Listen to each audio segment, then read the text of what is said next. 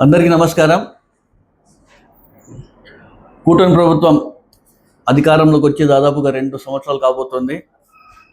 ఈ 2 సంవత్సరాల్లో కూటమి ప్రభుత్వం కావచ్చు, కూటమి నాయకులు వారి వారి తప్పుల్ని వైఎస్ఆర్సీపీ నాయకులు, కార్యకర్తలు ఎవరైతే ఎత్తి చూపిస్తున్నారో వారిపైన ఏ విధంగా కక్ష సాధింపుతో కేసులు పెట్టడం కావచ్చు, అక్రమ అరెస్టులు కావచ్చు, కొంతమంది పోలీసులతో ఏ విధంగా టార్చర్ పెడుతున్న విషయం కూడా మన ముందు కూడా ఈ 2 సంవత్సరాలు గమనించిన విషయం కూడా మీ అందరికీ తెలియజేస్తున్నారు. ప్రజాస్వామ్యంలో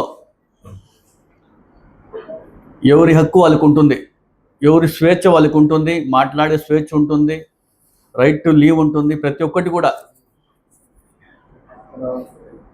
పెద్ద ఆయన డాక్టర్ బిఆర్ అంబేద్కర్ గారు అన్ని వర్గాల కులాలకు అనుగుణంగా ప్రతి ఒక్కరు కూడా బాగుండాలా అని చెప్పి ఉద్దేశంతో అనేక దేశాలు తిరిగి రాజ్యాంగాన్ని నిర్మించిన గొప్ప పెద్ద ఆయన డాక్టర్ బిఆర్ అంబేద్కర్ గారు. ఈరోజు అవన్నీ విలువలు కాపాడుకోవాలని చెప్పేసి ప్రతి ఒక్కరు కూడా బాధ్యతలు నిర్వహించుకుంటూ ముందుకు వెళ్తున్న విషయం కూడా మనందరికీ తెలుసు.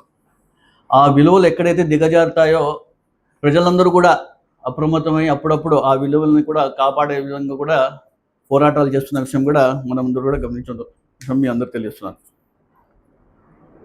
కొంతమంది కూటమి ప్రభుత్వంలో అధికారులు కావచ్చు, పోలీస్ వ్యవస్థలో పోలీసులు కావచ్చు, ఏదైతే కూటమి నాయకులు వాళ్ళు చెప్పిన మాటలకి ముందుకు వెళ్తూ వాళ్ళకి కూటమి ప్రభుత్వానికి తొత్తులుగా పనిచేస్తున్న విషయం కూడా మనం అందరూ కూడా గమనించాల్సిన విషయం ఎంతైనా కూడా మీ అందరూ తెలుస్తుంది. నేను ఒకటే చెప్పదలుచుకుంటున్నాను, మీరు బెదిరిస్తే ఏమైనా వైఎస్ఆర్సీపీ నాయకులు కావచ్చు, కార్యకర్తలు ఏమైనా భయపడతారా? ఆఖరికి విలేకరులను కూడా బెదిరించే పరిస్థితి వచ్చిందంటే ఎంత దౌర్భాగ్య పరిస్థితుల్లో ఈరోజు కూటమి ప్రభుత్వం పరిపాలన అందిస్తున్నా కూడా ప్రజలందరూ కూడా ఒకసారి గమనించాలని తెలియజేస్తున్నాను. సోషల్ మీడియాలో పోస్ట్ పెట్టినా బెదిరింపులే, సోషల్ మీడియాలో పోస్ట్ పెట్టి ఫార్వర్డ్ చేసినా బెదిరింపులే, లైక్ చేసి షేర్ చేసినా పోలీసులే ఫోన్ చేసి బెదిరిస్తారు, అది తీసే వరకు వదిలిపెట్టరు. ఇంత దౌర్భాగ్య పరిస్థితుల్లో ఉంటే ఏ విధంగా ఉన్నా కూడా మనం అందరూ సార్ గమనించాలి. ఎవరైనా ఏం చేస్తారు, కూటమి ప్రభుత్వం చేస్తున్న పనులు ఉన్నట్టుగా పోస్టులు పెట్టినా కూడా ఈరోజు ఏ విధంగా బెదిరిస్తున్న విషయం కూడా ప్రజలందరూ కూడా ఒకసారి గమనించాలని చెప్పేసి నేను తెలియజేస్తాను. చాలా కాలంగా మనం చూస్తున్నాం వైఎస్ఆర్సీపీ నాయకులపైన, కార్యకర్తలపైన కూటమి ప్రభుత్వం ఏ విధంగా వ్యవహరిస్తున్న విషయం కూడా మనం అందరూ కూడా చూస్తున్నాం. కక్ష సాధింపులు కావచ్చు, మాటలతో దాడులు కావచ్చు, కేసులు పెట్టడం కావచ్చు, అక్రమ అరెస్టులు కావచ్చు, అదేవిధంగా పోలీసులతో ఏ విధంగా ఇబ్బంది పెడుతున్న విషయం కూడా అందరూ కూడా గమనించాలని తెలియజేస్తున్నాను. ఈ మధ్యకాలంలో మనం చూస్తే అనేకటువంటి అక్రమ కేసులు కావచ్చు, అక్రమ అరెస్టులు జరుగుతున్న విషయం కూడా మనం చూసాం. మొన్నటి రోజు మనం చూసుకుంటే మాజీ వైస్ చైర్మన్ దశరథ రామిరెడ్డి అని చెప్పేసి పెద్ద ఆయనకి ఏ విధంగా 2 కాళ్ళు ఫ్రాక్చర్ అయ్యే విధంగా, ఒక చెయ్యికి గాయాలు, అంత తీవ్రంగా ఆయన పైన దాడి చేసిన విషయం కూడా మనం అందరూ గమనించాం. ప్రతి ఒక్క చోటు కూడా పొంగునూరు కావచ్చు, నంద్యాలలో చూసుకుంటే కావచ్చు, ఏడుగురాళ్ళపల్లి జరిగిన సంఘటన కావచ్చు, అదేవిధంగా నిన్నటి రోజు మనం చూసుకుంటే అనంతపురం నగరంలో తోపుదుర్తి ప్రకాష్ రెడ్డి వారి సోదరుడు రాజశేఖర రెడ్డి గారి పైన ఏ విధంగా అక్రమ కేసు అని చెప్పేసి ఎప్పుడో 1.5 year కింద ఒక సూసైడ్ కేసుని అని చెప్పేసి వీళ్ళ వల్లే అతను ఇబ్బంది పడి చేసుకున్నాడని చెప్పేసి ఆ కేసులో దీనికి తను ఇరికిచ్చి అక్రమ కేసు పెట్టడం కూడా ఏ విధంగా కూటమి ప్రభుత్వం చేస్తున్న వ్యవహారాలు కూడా మీరు అందరూ ఒకసారి గమనించాలని తెలియజేస్తున్నాను. అరాచకలు అయితే చెప్పకూడదు. ఇక ఏ విధంగా అరాచకలు జరుగుతున్నాయి రాష్ట్రంలో. వినకొండలో మనం చూసుకుంటే ఒక మైనారిటీ రషీద్ అని చెప్పేసి నడి రోడ్డులో ఏ విధంగా నరికి చంపిన విషయం కూడా ప్రజలంతా ఒకసారి గుర్తించుకోవాలని తెలియజేస్తున్నాను. రాజకీయ కక్షలు కావచ్చు, రాజకీయ హత్యలు కావచ్చు, మహిళల పైన అగత్యాలు కావచ్చు, బాలికల పైన అగత్యాలు కావచ్చు, అదేవిధంగా మహిళలకే రక్షణ లేకుండా పోయింది ఈరోజు రాష్ట్రంలో. అదేవిధంగా మానభంగాలు కావచ్చు. గతంలో పవన్ కళ్యాణ్ గారు 30,000 మహిళలు ఆంధ్రప్రదేశ్లో కనపడడం లేదు, మిస్సింగ్ అయిందని చెప్పాను పవన్ కళ్యాణ్ గారు. ఈ మధ్యలో దానిపైన సమాధానమే చెప్పకపోవడం కూడా ఏ విధంగా ఆయన పరిపాలన అందిస్తున్నారు కూడా ప్రజలను కూడా ఒకసారి గమనించాలని తెలియజేస్తున్నారు. ఇవన్నీ చేస్తున్నప్పటికీ ఆఖరికి వైసీపీ వచ్చేసి గొడ్డల పార్టీ అని చెప్పేసి పెద్ద ఎత్తున మంత్రులు కావచ్చు, ఎమ్మెల్యేలు కావచ్చు, నారా లోకేష్ గారు కావచ్చు, అందరూ కూడా ప్రచారం చేయడం జరుగుతుంది. అయ్యా, మీకు అందరికీ ఒకటే చెప్పదలుచుకుంటున్నాను. డాక్టర్ వైఎస్ రాజశేఖర రెడ్డి కావచ్చు, రాజారెడ్డి గారు వారి గురించి, చనిపోయిన వ్యక్తుల గురించి ఈరోజు రాజకీయం చేస్తున్నారంటే మీ అంత దౌర్భాగ్య వ్యక్తులు ఎవరైనా ఉంటారని చెప్పేసి కూడా నేను ప్రశ్నిస్తున్నాను. డాక్టర్ వైఎస్ రాజశేఖర రెడ్డి గారి గురించి మాట్లాడుతున్నారంటే మీరు ఆయన పరిపాలన అందించిన విషయం ఏ విధంగా అయితే పరిపాలన అందించారు, అభివృద్ధి కావచ్చు, సంక్షేమం కావచ్చు.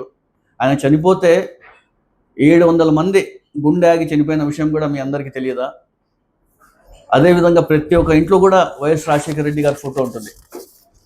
ఆరోగ్యశ్రీ కావచ్చు, విద్యా వైద్యం కావచ్చు, 108 కావచ్చు, 104 కావచ్చు, ఫీజు రియంబర్స్మెంట్ కావచ్చు, 4% ముస్లిం మైనార్టీ రిజర్వేషన్ కావచ్చు, అనేకటువంటివి రాజశేఖర రెడ్డి గారు ఏ విధంగా పరిపాలన అందించారు, ఏ విధంగా ప్రజల్లో ఉన్నారు.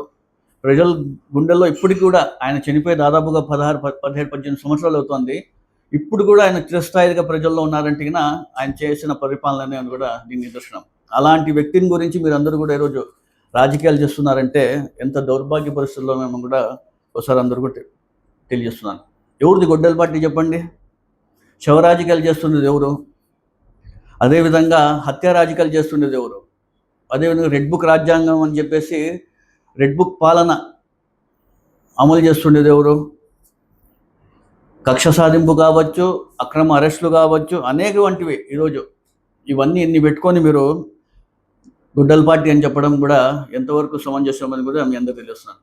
మరీ ముఖ్యంగా విలేకరుల పైన కూడా ఈరోజు జర్నలిస్టుల పైన కూడా అక్రమ కేసులు అరెస్ట్ చేస్తున్నారంటే వాస్తవాలు బయట పెడుతున్నారని చెప్పేసి వీళ్ళు ఇంత ఘోరంగా వ్యవహరిస్తుంటే ప్రజలందరూ ఒకసారి గమనించాలి. ఈ మధ్యకాలం మనం చూసుకుంటే శ్రీహరి గారిని ఏ విధంగా ఇబ్బంది పెట్టిన విషయం కూడా మనం చూసాం.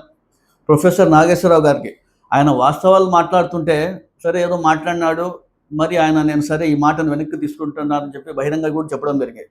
అది చెప్పిన తర్వాత కూడా ఆయనకి మళ్ళీ అక్రమ కేసు పెట్టి అరెస్ట్ చేస్తున్నారంటే అసలు మీరేమో పెద్ద ఘనకారం చేసినట్లు ప్రజలు అనుకుంటున్నారు. రాబోయే రోజుల్లో ప్రజలు మీకు ఖచ్చితంగా బుద్ధి చెప్తారని కూడా మీ అందరూ తెలియజేస్తున్నారు. సూపర్ 6 హామీలు మీరు ఎన్నికల ముందు చెప్పారు. అధికారం వచ్చిన తర్వాత ఖచ్చితంగా ఇవన్నీ హామీలు నెరవేరుస్తారని చెప్పేసి ప్రజలందరూ జగన్మోహన్ రెడ్డి గారి కన్నా ఎక్కువగా ఆశపడి మీకు అందరికీ ఓట్లు వేసి గెలిపించడం జరిగింది. సరే, 3వసారి కూడా మోసపోయాం మేము చంద్రబాబు నాయుడు గారు అప్పట్లో. 4వసారి మాకు మంచి చేస్తారనుకొని ప్రజలు నమ్మి ఓట్లు వేస్తే ఇప్పుడు వరకు కూడా ఏ ఒక్క హామీని కూడా పూర్తి స్థాయిలో నెరవేర్చకపోవడం కూడా దీనిపైన ప్రశ్నిస్తే టార్గెట్ చేసి మరి మాట్లాడడం కావచ్చు, అతనికి ఇబ్బంది పెట్టే విషయం కూడా మనం చూస్తున్నాం. ఈరోజు ఫ్రీ బస్ అన్నారు. ఫ్రీ బస్ కూడా అరకవరే మనం చూస్తున్నాం. ఆర్టీసీ స్థానంలో ప్రైవేట్ బస్సులు తీసుకొస్తామంటున్నారు. అదేవిధంగా ఎలక్ట్రిక్ బస్సు తెచ్చి ఫ్రీ బస్ లేదని చెప్పే ప్రచారం కూడా జరుగుతున్న విషయం కూడా మనం చూస్తున్నాం. ఫ్రీ బస్సు ఉండదు, రాబోయే రోజుల్లో ఆర్టీసీ కూడా ఉండేది విషయం కూడా ప్రజలందరూ ఒకసారి గమనించాలని తెలియజేస్తున్నారు. నిరుద్యోగ భృతి అని చెప్పేసి ప్రతి ఒక్క నిరుద్యోగానికి కూడా దాదాపుగా నెలకి 3,000 రూపాయలు చెప్పున సంవత్సరానికి 36,000, 2 సంవత్సరాలు అవుతుంది. ఇప్పటికి 72,000 రూపాయలు ఇచ్చారా మీరు? కేవలం యువగలం పాదయాత్రలు చూస్తే నారా లోకేష్ గారు ప్రతి జనవరికి నేను జాబ్ క్యాలెండర్ తీసుకొస్తానని చెప్పేసి పదే చెప్పుకుంటూ వెళ్ళిన విషయం కూడా మనం చూసాం. కానీ ఎప్పటి వరకు కూడా ఏ ఒక్క ఉద్యోగాన్ని కూడా కల్పించుకోకపోవడం కూడా ప్రజలను ఒకసారి గమనించి తెలుస్తున్నారు. జగన్మోహన్ రెడ్డి గారు చూస్తే 1,30,000 సచివాలయ వ్యవస్థ పారదర్శకంగా అపాయింట్ చేసిన విషయం కూడా మనం చూసాం. గతంలో చూసుకుంటే జగన్మోహన్ రెడ్డి గారు 11,000 డిఎస్సి పోస్టులు అని చెప్పేసి అప్పుడే చెప్పడం జరిగింది. ఎలక్షన్ రావడం ఇవన్నీ కావడంతో దీన్ని రివైజ్ చేసి చంద్రబాబు నాయుడు గారు ప్రభుత్వం వచ్చేసి 16,345 డిఎస్సి పోస్టులు అని చెప్పేసి తీసుకురావడం జరిగింది. మొదటి సంతకమే దానిపైన కూడా పెట్టడం జరిగింది. పరీక్షలు అయిపోయినాయి, అన్ని కూడా చేస్తాం. కానీ ఈ మధ్యకాలం చూస్తే డిఎస్సి పైన అనేక అక్రమాలు జరిగినాయి, అవినీతి జరిగిందని చెప్పేసి కూడా వార్తలు వస్తున్న కూడా మనం చూస్తున్నాం. ఈరోజు ఒక జీవో కూడా చూడడం జరిగింది. దీనిపైన ఎవరైతే మీరు ప్రశ్నిస్తారో, ఎవరైతే దీనిపైన మాట్లాడతారో వారిపైన డిఫమేషన్ కేసు వేస్తూ క్రిమినల్ కేసు కూడా పెడతామని చెప్పేసి కూడా ఈరోజు ఒక జీవో కూడా చూడడం జరిగింది. అంటే వాస్తవాలు వస్తున్న పైన కూడా మేము మాట్లాడితే ముందే మమ్మల్ని బెదిరిస్తున్నారు. ఖచ్చితంగా మీరు దీనిపైన మాట్లాడితే మేము దీనిపైన మీకు ఖచ్చితంగా కేసులు పెడతామని చెప్పి కూడా ప్రజలందరూ కూడా ఒకసారి గమనించాలని కూడా తెలియజేస్తున్నారు. పెన్షన్ సంబంధించి చూసుకుంటే జగన్మోహన్ రెడ్డి గారు 66 లక్షల పెన్షన్స్ ఇవ్వడం జరిగింది. చంద్రబాబు నాయుడు గారు చూస్తే అధికారంలోకి వచ్చినప్పటి నుంచి ఆయన 6 లక్షల పెన్షన్లు తీసేయడం జరిగింది. 2 సంవత్సరాల కాలం అవుతోంది, ఇప్పటి వరకు ఒక కొత్త పెన్షన్ ఇవ్వలేదు. జగన్మోహన్ రెడ్డి గారు ఎదిగిన అర్హత ఉండేవాళ్ళు ప్రతి ఒక్కరికి 6 మంత్స్, ఎవ్రీ 6 మంత్స్కి కొత్త పెన్షన్స్ ఇచ్చేవారు. ఇప్పటికి దాదాపుగా 2 సంవత్సరాలు అయిపోయింది. ఎంతమంది హస్బెండ్స్ చనిపోయి ఉంటారు, ఎంతమంది ఒంటరి మహిళలు ఉంటారు, ఎంతమంది 60 సంవత్సరాలు దాటి అర్హులు ఉన్న వాళ్ళందరికీ కూడా పెన్షన్స్కి ఇవ్వకపోవడం ప్రజలందరూ కూడా ఎదురు చూస్తున్నారు. ఎప్పుడు మాకు పెన్షన్ వస్తుంది, ఎప్పుడు మాకు పెన్షన్ వస్తుందని చెప్పి. ఇవన్నీ మీరు గమనించకుండా కేవలం టార్గెట్ పాలిటిక్స్ చేస్తున్నారు తప్ప, డైవర్షన్ పాలిటిక్స్ తప్ప వేరేది లేదని కూడా మీ అందరికి తెలియజేస్తున్నారు. గతంలో మనం చూసుకుంటే ఉద్యోగస్తులకి ఏ విధంగా అయినా కూడా జగన్మోహన్ రెడ్డి గారు ఇబ్బంది పెట్టలేదు. కానీ ఇప్పుడు చంద్రబాబు నాయుడు గారు చూస్తున్నా ఏ విధంగా ఇబ్బంది పెడుతున్నారు కూడా ఒకసారి గమనించాల. ఐఆర్ లేదు, పిఆర్సీ లేదు, పెండింగ్లో ఉన్న డిఎల్ లేవు. కేవలం మాటలు చెప్పి ప్రభుత్వాన్ని ముందుకు తీసుకుంటున్న విషయం కూడా ప్రజలందరూ ఒకసారి గమనించాలి తెలియజేస్తాను. ఫీజు రీఎంబర్స్మెంట్ గురించి అయితే పట్టించుకోరు. హాస్టల్ వసతి గురించి కూడా దాని బకాయిలు కూడా పట్టించుకోరు. రైతులు అయితే ఏ విధంగా ఇబ్బంది పడుతున్న విషయం కూడా ఒకసారి గమనించాలి. రైతులు పండించే పంటలన్నీ కూడా గిట్టుబాటు ధర కూడా లేని విషయం కూడా గమనించాలి. మొక్కజొన్న కావచ్చు, పొగాకు కావచ్చు, శనగ కావచ్చు, ఈ రైతులందరూ కూడా ఈరోజు రోడ్లపైకి వచ్చి ధర్నాలు చేస్తున్నారంటే ఎంత దారుణంగా కూటమి ప్రభుత్వం పరిపాలన నడుస్తున్నా కూడా ఒకసారి గమనించాలని కూడా తెలియజేస్తాను. అమ్మఒడి చూస్తే అది కూడా ఆరుకొరనే. ఇవన్నీ కూడా ప్రజలందరూ కూడా ఒకసారి గమనించాలని తెలియజేస్తాను. పెట్రోల్ డీజిల్ చూసుకుంటే చంద్రబాబు నాయుడు గారు చూస్తే వారంలో ఒకరోజు నో వెహికల్ డే అని చెప్పేసి చెప్పడం జరుగుతుంది. ఎమ్మెల్యేలు ఎంపీలు ఏమో సైకిళ్ళు తొక్కుంటా, ట్రైన్లో వెళ్తుకుంటా, బస్సులో పోయి కేవలం ఫోటోషూట్కి మాత్రమే తప్ప వేరేదేం లేదని తెలియజేస్తున్నాను. పెట్రోల్ డీజిల్ ధరలు చూసుకుంటే మన భారతదేశంలోనే ఆంధ్రప్రదేశ్లో ఎక్కువ ఉంది. చంద్రబాబు నాయుడు గారు కూటమి ప్రభుత్వం కీలకంగా ఉంది సెంట్రల్ గవర్నమెంట్లో. ఎందుకు ఈయన మాట్లాడి ఆ వ్యాట్ని తగ్గించి ఆంధ్ర ప్రజలకి భారం లేకుండా చేయలేరా? కేవలం ఏదో ప్రజల్ని మభ్యపెట్టుకుంటూ ముందు పోతున్నారు చెప్ప వేరేదేం లేదని తెలియజేస్తున్నాను. ఎన్నికల ముందు చూస్తే అధికారం వస్తేనే నేను పెట్రోల్ డీజిల్ ధరలు తగ్గిస్తాను, వ్యాట్లో నేను తగ్గిస్తానని చెప్పి చెప్పడం చంద్రబాబు ఇప్పుడు నోరెందుకు మొప్పడం లేదని కూడా మీ అందరూ తెలియజేస్తున్నాను. అదేవిధంగా పెట్రోల్ డీజిల్ ధరలు తగ్గాలని చెప్తారు చంద్రబాబు నాయుడు గారు కావచ్చు, పవన్ కళ్యాణ్ గారు కావచ్చు, నారా లోకేష్ గారు కావచ్చు.